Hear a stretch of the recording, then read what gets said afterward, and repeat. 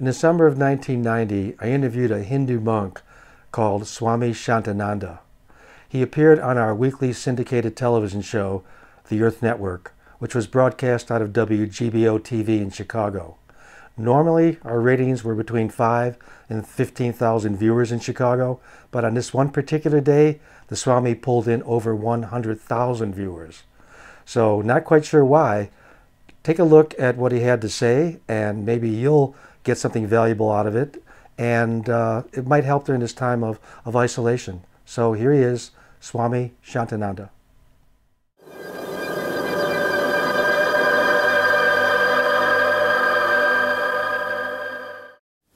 Most people, when they meet a guru, Swami, ask a lot of questions. They want answers.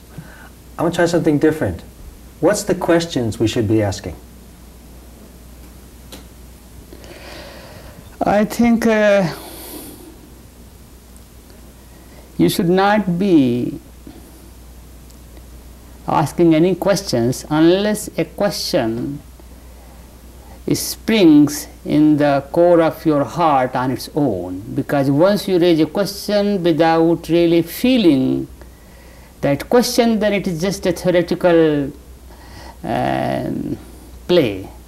I'm curious about what a Swami is. I know the Dalai Lama story as a reincarnated Dalai Lama 14 times. When you were a child, were you raised religiously? Did you know you were going to be a spiritual person? Did you know you were going to be a Swami? Do you go to school to be a Swami? Do you announce one day you're a Swami? Do you learn and learn and another Swami tells you you're a Swami? How do you become a Swami? What is it? It is like becoming anything. How do you become a doctor, an engineer, an attorney? It is just like that. In your development of life, you feel you are more inclined towards deeper truths, deeper understanding. You question the purpose of life, the goal of life, and somehow these questions are more closely associated with or related with being a Swami or becoming a monk or becoming a renunciate. So that's how you just choose in that sense to become a Swami. Other than that, there should be no mistake about it. It is just like becoming anything. To my understanding, I celebrate life and I invite others to celebrate life with me or without me. And I provide the tools how one can celebrate life. I don't so much care for miracles, I don't care for teachers and gurus, I don't care for special religions. I am in that sense a little bit, you may call, revolutionary type person. I cannot pin down where I really belong to, but that's how I am. So what I teach, if you want to know that, then I may elaborate on that point. Yes. What do you teach? If you teach now, give us your message. What is your message? Okay, then my message would be first and foremost, be available to yourself. Get in touch with yourself. See how you feel, happy or unhappy, clear or confused, free or bound, fearful or fearless. And whatever you feel, just own it. Don't judge it, don't fight with it, and don't flirt with it. The problem is your fight and your flirtation with your own thoughts, with your feelings. If you just feel what you feel, and if you feel with awareness, you realize very soon that these feelings, these emotions, these thoughts, these desires, these fantasies fizzle out. When they fizzle out, you are left by yourself. And you reach that space of consciousness, that moment at least, that you have no boundaries. You cannot define yourself in the known language of the mind. You become limitless. You find yourself utterly content, utterly peaceful, utterly happy. I don't believe that we really need a guru or Swami or teacher in a very orthodox sense. I mean, we should take help like you take help with the mirror when you have to fix up your makeup, and you don't feel inferior to a mirror because you take the help of a mirror. So we all human beings in a certain way can take help from each other. And in the process of taking help from each other, sometimes you come across someone who seems to be more peaceful, more attuned, more selfless, more happy. Then you explore a little more what makes this person more happy and more loving and more fearless. Then automatically you learn from that person, and if you learn, wonderful. If you don't learn, then you have to learn from your own self.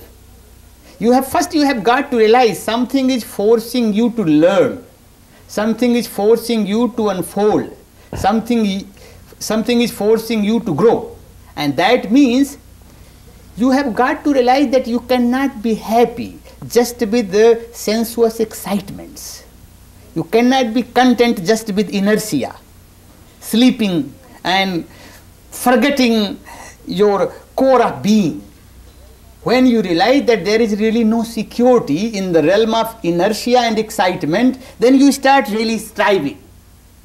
What is this thing that could really give me real satisfaction and real sense of security? So I would say I am not a rebel in the sense that I advocate fighting and killing someone or any other thing, but a rebel in the sense that I believe that one has got to first accept oneself, one has to be available to oneself, one has to own his fears and guilts and fantasies. People are avoiding those things, especially spiritual seekers. They don't want to recognize and realize that they have got so much lust and greed and fear. They are seeking out only because they cannot cope up with the society. Because they are so self-centered, so they are repeating God's name. They don't know how to become selfless and just a simple loving human being. But they fool themselves because they are meditating and repeating God's name. They must be superior than other human beings. I don't believe all that. So in that sense, I may be considered a rebel. What is this fear that people have? You see, people have in general this fear of losing themselves. And it takes quite some time to realize that without losing yourself, you are never going to find yourself. And that becomes quite a mystical statement. Unless you lose yourself, you are never going to find yourself. And if I am fearful of losing myself, then I will just get stuck with my fear. And in the first stage, we fear from sickness, we fear from old age, we fear from death, we fear from rejection, we fear from poverty, we fear from insult, we fear from self-defeat. Fear in so many forms. I would say that fear is quite good also in the beginning stage of life. It is an unfolding process. If we won't fear, we won't behave the way somehow we are behaving. We will be robbing, we will be stealing, we will be doing bad things. So in the name of fear, still somehow we learn to discipline our crazy desires and whims. So certain amount of fear helps us in disciplining and refining ourselves. But when we go further, then we have to go beyond this fear, and for that I would again say that there is no fearlessness is possible unless one goes beyond one's sense of individuality. Because as long as you are confined with this so-called body-mind consciousness, you will always fear to lose it. But once you transcend it, then you are ready for your body and mind to drop whenever it happens. None of us is looking for pain. By nature, we all resist pain. We want to stay away from pain. But somehow these people don't have access to healthier joy or happiness or peace. So whatever pleasure they get, they are still getting some sort of pleasure by stirring that guilt and fear. So if I could provide them an experience of peace and joy and contentment and acceptance, then why would they go for guilt and fear? Somehow they don't have anything better, that's why they are fooling around with guilt and fear. We have to provide them better thoughts, better images, better experiences, better understanding, better acceptance, and I think it is possible. Positive use of anger, negative use of anger. Right. How do you deal with anger? Do you ever get angry? Oh yes, yes, quite often, but it is no more a problem once you know what is the chemistry of anger. In the sense that anger arises when we expect something from others and they don't really fulfill our that sort of expectation. Let me share my own life experience. As a young boy, I was very idealistic. And so one day I realized, though I had a lot of ideals, that my real life was not really matching my ideals. And yet I was living on, struggling with myself, and that time I used to lose my temper very often on anyone. So sometime it dawned on me that if I am not able to lead my life in the light of my own convictions and ideals for my own good, what right do I have to expect from others to follow my convictions and ideals for my good? They may be busy with their own struggles, with their own ideals, with their own fantasies. This simple conviction, realization, brought such a change in my own anger that somehow it doesn't build up anymore like that. And I do believe that life seems tough or problematic or hard or very difficult or negative because somehow we have convinced ourselves that way. Otherwise, if we could simply convince ourselves, life is celebration, life is sharing love and light and joy, life is an experience of different sensitivities, and life is just a unique expression of the divine, then you start feeling that way too. So now how to change this conviction? That is the only, to my understanding, the whole leap. And to make this leap, we go through certain experiences or clarity or through disciplines, and once that leap has been taken by someone, even if you die, what is the big deal? I mean, someday I have got to die. If I die now, what do I lose? And if I live 100 or 1,000 years more, what am I going to get more? Somehow we live so much into fantasies or fears or guilts that we get divided from our own self. We cannot really feel a sense of wholeness and fullness unless we eliminate this division, this fragmentation. When we learn to live in the moment, then all of a sudden we realize something that is beyond this body and mind. And once you realize that, then it is not a big deal whether you live or die. It is a big deal because you have still not experienced that wholeness. So you are striving one way or the other, maybe through that island, maybe through that girlfriend, through that boyfriend, through that drink, through that house, through that power. I would have that sense of wholeness. It has never ever happened in the history of mankind. But the mind is so dumb in that sense, or so lazy, or so stubborn, that it takes its own time to learn that simple lesson. I heard a couple of weeks ago, the Pope said meditation is evil. To meditate, to do yoga is evil. Really? He said yoga was evil. I cannot believe it, but I cannot imagine that you will be telling a lie. And the Christian fundamentalists on television are telling you yoga's evil and meditation's evil. And when you open yourself up, the false gods come in, and you hear all this thing. What meditation? Tell me about meditation. I would say meditation is the fertile soil which bears the fruits of peace, love and compassion. How am I going to be peaceful? How am I going to be compassionate? So I think they may be using this term in their own way. I don't know what that meaning could be, but that's what I cannot imagine someone in that position putting something down which is really so much valuable or has been accepted valuable. I mean, it is just like making judgment on something without even trying to know what it stands for. Sounds like fear of the unknown. Fear of the unknown, or they somehow want to sell something with their own label. I mean, they are selling the same contents, but they are more interested about the label. Unless you buy my medicine with the name or labeling of Christianity or Hinduism or Buddhism, I am not happy.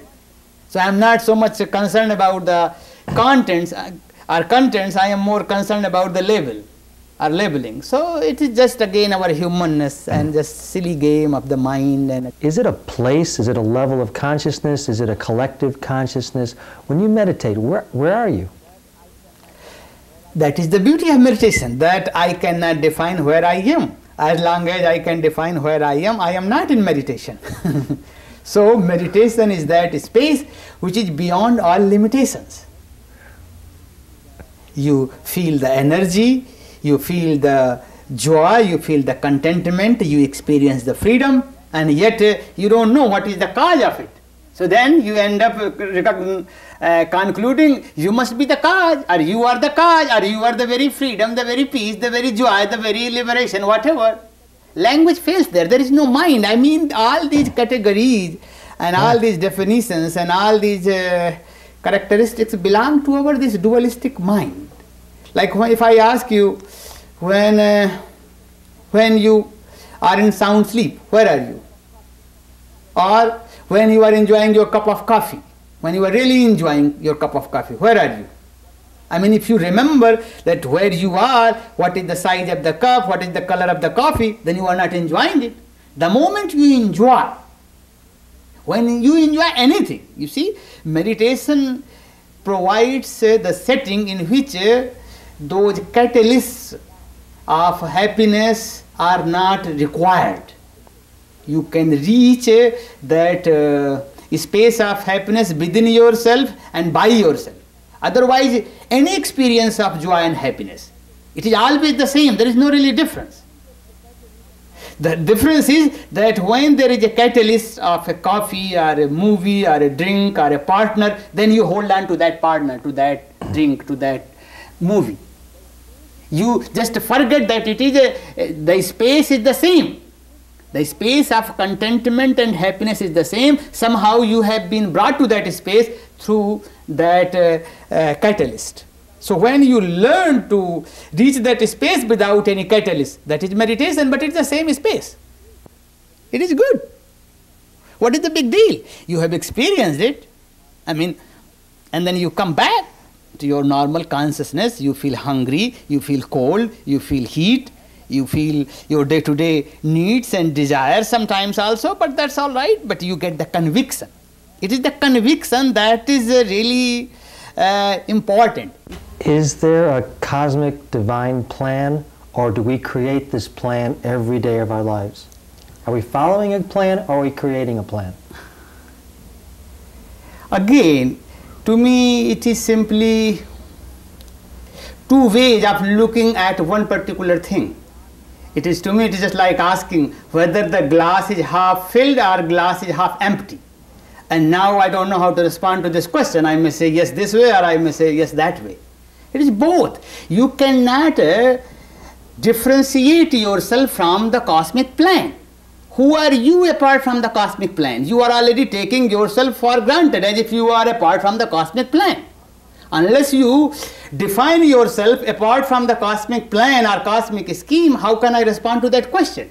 And to me, that separation is simply an illusion, a fiction, or just an apparent reality. Psychologically, we have this sense of individuality.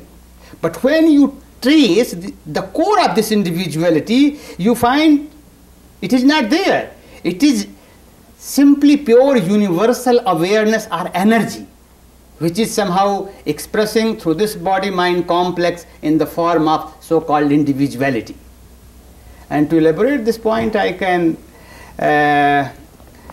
remind you of your dreams. That when you dream, you create a whole world of dream, and then in the same world of dream, you have still a separate entity, so-called your own self. Now when you go through pleasure and pain in the dream, you consider them real. Or if you are drowning in a dream, you consider you are actually drowning. But when you awake, you get to know that this pain and pleasure and drowning self of the dream was simply a fiction, was simply a projection. But you cannot realize this fact unless you are awake from the dream. In the dream, whatever you go through is as real as any experience of the waking state. So same thing is happening here. We take this body and mind as absolutely real, but it is not real. It is only apparently real, as it was real in the dream. Unless and until we go beyond this body-mind identification, we just keep on repeating the same vicious circle. So I personally think and believe that the first and foremost requirement is owning this self and watching this self, accepting this self, trusting this self, and in the process of watching, accepting and trusting, transcending the self. And when one transcends the self, then one is free forever. One can relate to anything which comes one's life in a very playful, gentle, loving way. Then one considers neither superior to someone nor inferior to someone, because one is part of the whole and one is the whole. We now have this knowledge about the nuclear waste and the pollution and the tropical forest being cut down, the oxygen changing, the temperatures getting warmer. A lot of people are feeling it's too late, it's hopeless, we can't save ourselves, millions will die, AIDS, things like that. It is never hopeless. I don't believe that. Those people who say that they feel it is hopeless, don't give them food for 2 days and then they will know how it feels when they are really hungry. You never say, I am hopeless, so I am not going to eat. You still, if you could get food, you will love to eat. If I stop breathing for 2 minutes, I don't say it is hopeless. I will love to breathe another time. So it is just a cop out. It is simply an excuse, escapism. Those of us who are very lethargic and very fearful, as long as you have any sense of your human dignity, as long as you have any love for any human being, including yourself, it is never hopeless. You can do something. One has to learn to trust one's self. And trust oneself in any way you can trust. Start with the trusting side rather than doubting side. Can't you trust you are a human being? Can't you trust you have power of seeing, of hearing, of touching and smelling? Can't you trust you have this need for love? Can't you trust you can hug your child and make that child more comfortable? Can't you trust you can enjoy sunshine? Can't you trust you can afford to have 5 minutes to be yourself? When you trust even this much that you can afford to be yourself, to me that is the breaking point. Because once you convince yourself that you can afford to be yourself, then you can get to realize yourself, your universal self. You are not able to realize your universal self because you are seldom available to yourself, because you think you cannot afford to be yourself. One day when you have $1 million, one day when you will have the ideal partner, when one day your house will be by in some island, then you could afford to be yourself. And my question is, then what would happen to your mind, to your consciousness, to your heart? Would your mind stop thinking, remembering anything? And if you would have this damn mind that time too, you may still have your jealousies, you may still have your fears, you may still have your insecurities, your girlfriend could still dump you there too.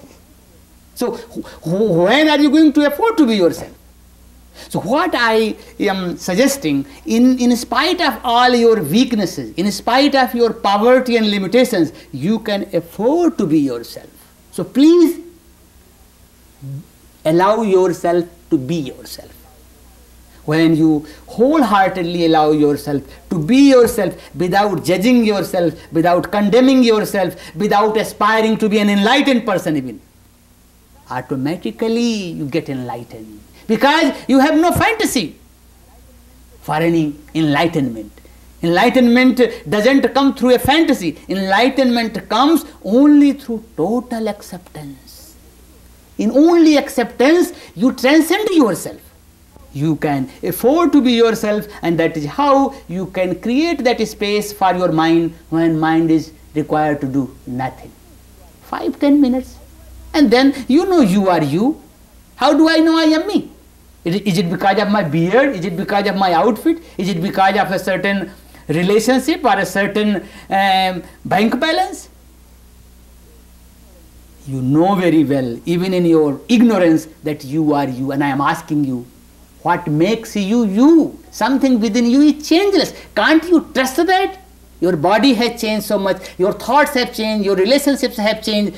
Whole world around you is changing. But something within you is still the same, and you know you are you. I know I am me. What makes me me? It is the core of individuality that makes me me, and that is really universal. So when you accept yourself, then you get to realize the core of your individuality, and that is so profound, so overwhelming, and so freeing that words can never describe that. So I would only suggest that one has to learn to trust oneself, to be available to oneself, and celebrate oneself without creating a fragmentation. You are enjoying coffee, but you are thinking you should be drinking juice or you should be drinking wine. When you drink those things, then you be total that time. But take this cup of coffee with a sense of wholeness. If you are not whole while you are taking coffee, you may never be whole while you are taking any juice or any whiskey. It is the spirit of wholeness that brings the total transformation. So I would only say that we should be available to ourselves, and we should learn to be whole. We should not have fantasies. These fantasies are always creating that fragmentation. If you want to have fantasies, have them, but for half an hour, 1 hour, 2 hours, 2 minutes, eliminate them. When you are on your toilet seat, how comfortable you make yourself. Do you care all the time where you have to drive and what you have got to attend and what you have to achieve and prove? So through a sense of celebration, through a sense of self-acceptance, you somehow go beyond your limitations and your individuality, and that is, I think, very important for all of us, because most of us are quite insecure, quite fragmented, quite all the time feeling the pressure and demands from so many corners. So we have lost ourselves in the demands and expectations and fantasies of others. I mean, does it serve me if I lose myself in the fantasies of others, in the fears of others, in the hopes of others? Before I reach others, I have to be myself. When I am myself, only then I can take myself wherever I go. So it is a sense of wholeness that I recommend very highly we have to develop, and that is lacking very much. Everyone seems to be too busy, and that means too fragmented. They have got something to achieve, something to prove. It is an illusion. It is the trap of ego. Once one sees that, one is there to celebrate life without any ego and without any sense of inferiority, and that's what I think is most important for you and for me and for all other friends too. The title of the poem is Awakening. Dear Lord, awaken my consciousness in which I walk, talk and think without self-awareness. I have become a robot of my tendencies and whims. I wouldn't mind doing the same things if only I could be aware of my feet when I walk, my words when I talk, my thoughts when they move to and fro in the space of my consciousness, where you and I merge in the oneness of being. So thank you for giving me this wonderful opportunity of sharing my views and this poem and whatever came in the flow.